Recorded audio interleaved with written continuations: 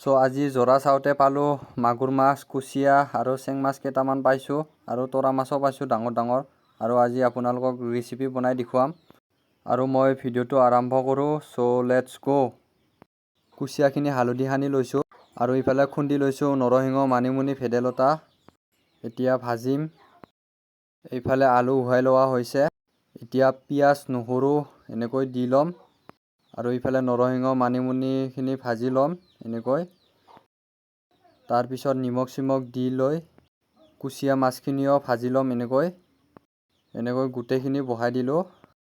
এতিয়া অলপ টাইম ভাজি লোৱাৰ পিছত আৰু মোৰ চবচে ফেভৰেট হয় কুচিয়া মাছ। এতিয়া আলুখিনিও বহাই দিম এনেকৈ। তাৰপিছত পানী দি দিম আৰু মই এনেকৈ চলা খুলি বনাই আছোঁ আৰু এইটো মাগুৰ মাছৰ মূৰা। এতিয়া ৰেচিপি হৈ গ'ল আৰু এতিয়া মই চাকি চাম কেনেকুৱা হৈছে। চ' বঢ়িয়া।